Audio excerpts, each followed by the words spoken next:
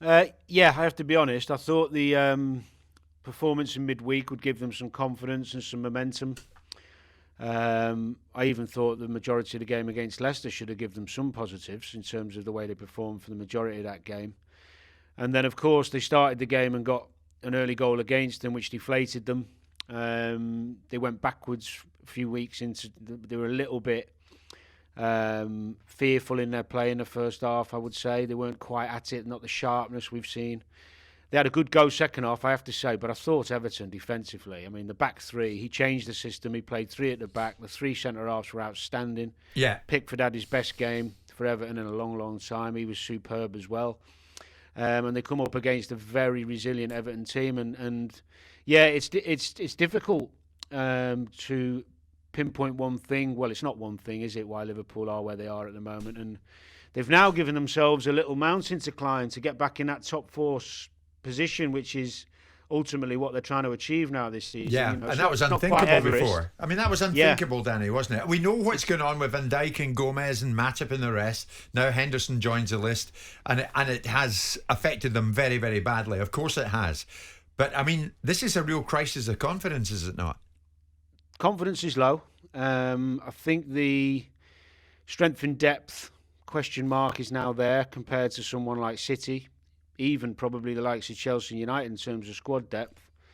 They've not had these problems in the previous years and with their when in the successful period. So it's something the hierarchy will have to maybe look at. The recruitment, do they need more quality? Because they are struggling without the players you just mentioned. It's been a horrendous time for them. But, and I say but in a positive sense, that they've got time now still.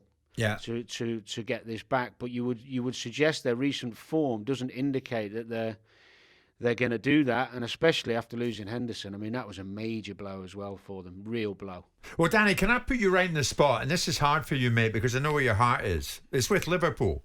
Do you think they'll finish inside or outside the top four?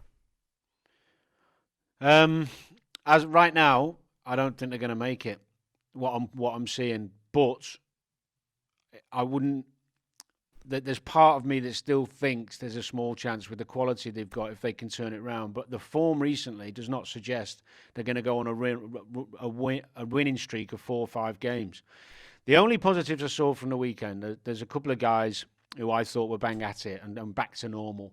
I know Simon's talking about the front three, but Mane was back to somewhere near. He was the one.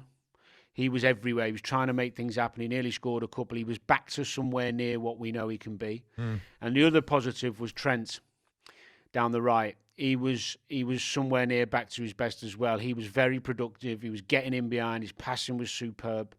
They were the only 2 positives I could find on the weekend. But Alexander-Arnold looked like the likeliest goal scorer in there for them. Yeah, their recent run of form is awful. And right now, this second, no, I don't think they will. But does that hurt you to say that, Dan?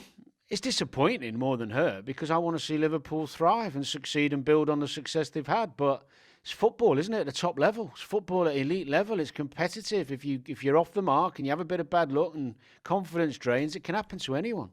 I mean, who'd have thought United, when the day Ferguson left, they'd won the league. Who'd have thought after he'd left they wouldn't be anywhere near winning the league again for this long? It's just football is that way. I do sincerely believe, and I mean this from a footballing perspective, not a biased Liverpool fan, that when everybody's back fit, there's no problem. I don't think there's a worry. I don't think there's a concern. I think there's an argument to strengthen and give some competition to those forward players. But the other thing we haven't talked about very much is that they did go and try and strengthen and make that front three competitive with Jota, for example, who came in and done well. They've not just missed centre-halves. They've missed Jota. Yeah. Milner been injured a lot. Now Henderson's injured. It's non-stop. It's really a relentless injury list that they've got. But ultimately, if you don't have the strength in depth, you're always going to suffer in this league. It's a harsh league. Would you join Simon this lunchtime in publicly calling out Mo Salah for diving? Is it now getting on your nerves, Danny?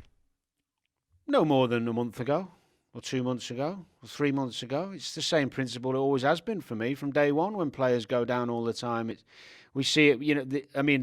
This lack of crowds has made it even more evident when you hear the big screams and shouts and players trying to stitch each other up and cheat, and it's every player who does it, I'll call them out. I've not changed my feeling on it or got stronger with it. It's always been strong.